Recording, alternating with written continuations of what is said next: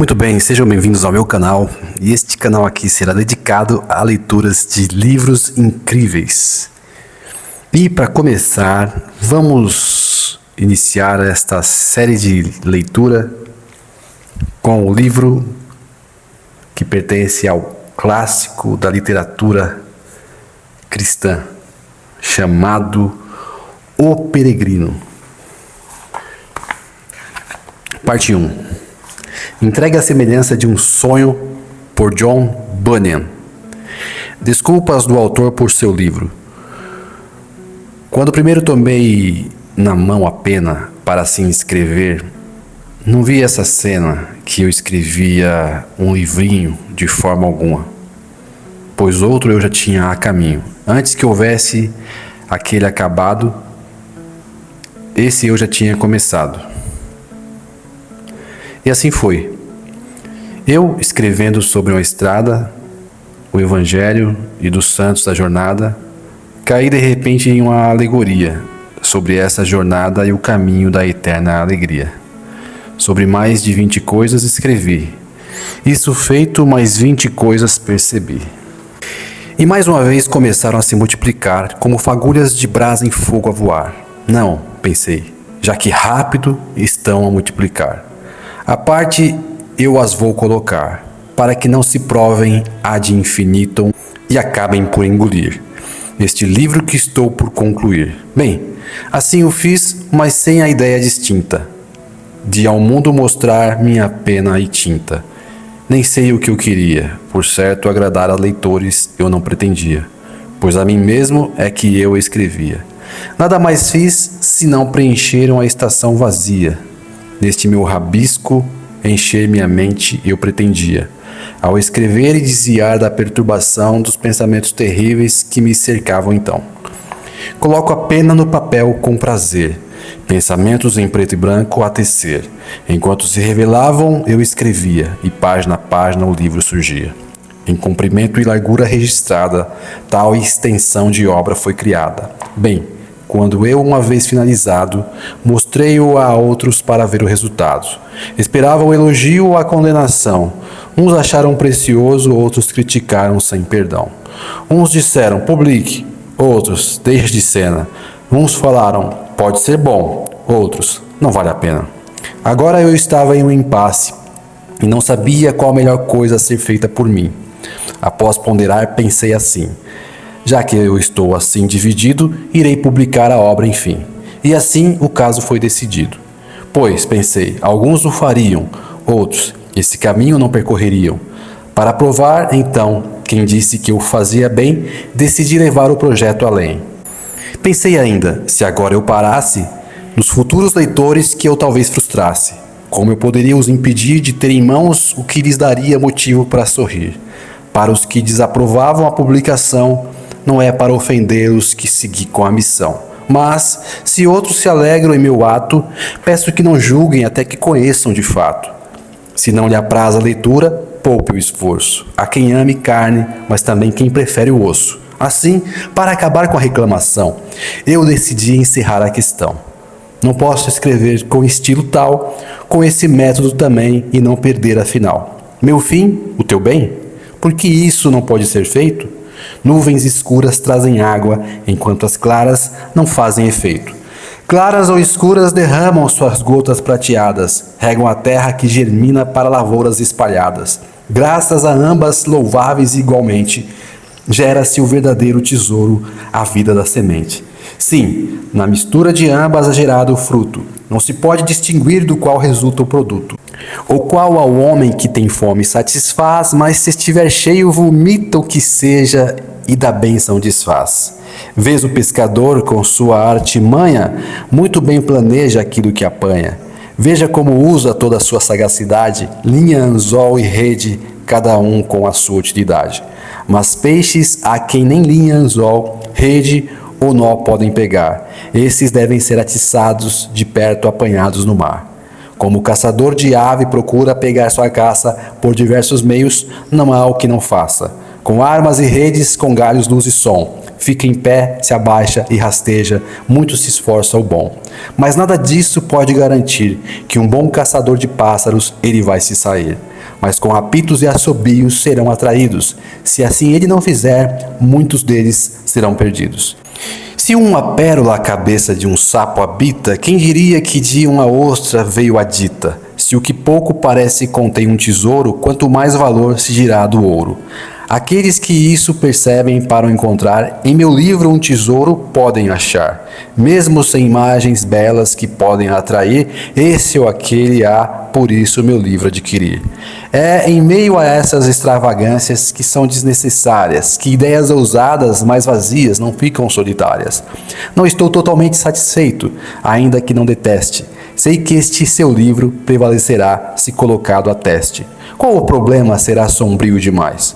Por ser ficção, não pode conter verdade jamais?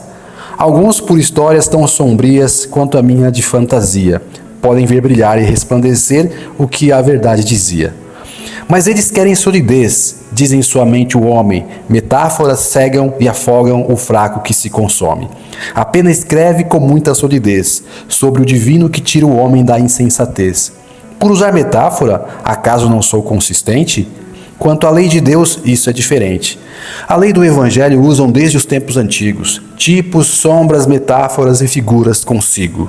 Um homem sensato a censurar reluta para não se colocar em uma disputa. Com a sabedoria do alto, não, ele para e busca entender do que cada imagem fala. Por bezerros e ovelhas, por novilhas e por carneiros, por pássaros e ervas e pelo sangue de cordeiros. Deus fala a ele e feliz ele está, ao perceber a luz e a graça que neles há. Não vá longe demais e chegue a tal conclusão, de que se desejo solidez, rude eu sou então. Nem tudo que parece sólido realmente é, nas parábolas também precisamos ter fé. Nelas lições pesadas podemos suportar, e as boas podem nosso enlutado coração alegrar. Minhas palavras que parecem pesadas retém, a verdade como cofres o ouro contém. Muitos usaram as metáforas dos profetas, declarar a verdade, essa era a meta. Considerar a Cristo e seus apóstolos certamente resulta, perceber que a verdade pode estar dessa forma oculta. Temo dizer que o escrito sagrado, com seu estilo e escrita, deixa um legado. Esse recurso nele muito usado, de imagens pesadas e alegorias cercado. Surgem desse mesmo livro raios de luz, que na noite mais escura o brilho do dia produz. Quem me censura que examine sua própria vida e perceba nela um discurso de palavra bem mais descabida. Nos coloquemos diante de quem é imparcial, se ousar se submeter à aventura tal, para que entenda a verdade em minhas linhas dita, muito melhor que mentiras douradas que o outro repita. Venha a verdade mesmo em trapos revestida, pois orienta o juízo e alinha a vida. Alegra o entendimento, corrige a vontade, a memória assim também enche de verdade. Dessa forma ainda alegra a imaginação e até nossos problemas encontram solução. Sabe as palavras, Timóteo usa e as fábulas antigas recusa. Entretanto, Paulo não proíbe em lugar algum o uso de parábolas que é bastante comum. Ouro, pérolas e preciosas pedras para encontrar, dignas de diligência ao escavar. Adiciona ainda uma palavra. Ofendido, homem de Deus, você estava? Gostaria que forma minha mensagem tivesse outra? Ou que eu fosse mais explícito nessa coisa pouca? 3 coisas ainda desejo propor, depois submeto aos melhores para que julguem, eu prometo. Item 1. Não acho que seja negado que palavras dessa forma eu use, desde que desse método eu não abuse. Em palavras e coisas rude não sou, ao usar imagens e figura, isso vou. De um jeito ou de outro avançar a verdade, negar? Jamais de livre vontade. Exemplo temos daqueles que a Deus agradaram com palavras ou atos, mais do que qualquer homem que hoje vive de fato. Assim, para poder expressar minha mente e declarar aquilo que é excelente. Item 2. Percebo que grandes homens, como árvores tão alto, escrevem em diálogos e ninguém as despreza pelo fato. Ao assim fazer, se do recurso abusam, que sejam malditos eles e o engenho que usam. Ainda assim, que a verdade seja livre, para escrutinar a mim e a todo que vive. Que seja como a Deus agrade, pois Ele primeiro nos ensina tudo na verdade. Que Ele guie nossa pena conforme seu desejo e transforme em divino o simples que escrevo. Item 3. Vejo semelhança entre o divino escrito e o método que aqui aplico. Falar a respeito de algo quando o outro é significado, usá-lo então posso, sem deixar nada sufocado. Os raios da verdade assim eu possa antes, de tal forma espalhar aqueles que são mais brilhantes. Porém, antes de encerrar o meu livro, apresento o proveito desta obra ao crivo. Entrego a você e àquele que tem forte mão, que derruba o forte e coloca os fracos em pé onde estão. Este livro diante de você traceja o homem que o prêmio eterno almeja. Mostra o caminho por onde ele passa, o que deixa para trás e tudo o que faça. Mostra também desse homem a jornada, até os portões celestiais a chegada. Mostra ainda aquele que corre à toa, pensando que pode alcançar a eterna coroa. É possível entender o porquê ainda daqueles que em vão trabalham, e todos são quanto a vida finda. Este livro o levará em uma jornada, se por seu conselho sua vida for orientada. Para a Terra Santa ele irá guiar, se as suas orientações você interpretar. Ele fará o preguiçoso começar a correr, e dará ao cego coisas lindas para ver. Serão essas coisas a você proveitosas e raras? Conseguirá ver nas fábulas as verdades caras? Você é capaz de lembrar ou será esquecido? De janeiro a dezembro o que há ocorrido? Então leia minhas fantasias, a verdade delas gruda, e ao desesperado talvez traga o consolo e ajuda. Esse livro em tal dialeto é escrito, que alcança a mente até do aflito. Pode parecer algo novo, mas apenas contém do evangelho a essência que o honesto retém. Você quer se ver livre da melancolia? Quer prazer mais longe da louca agonia?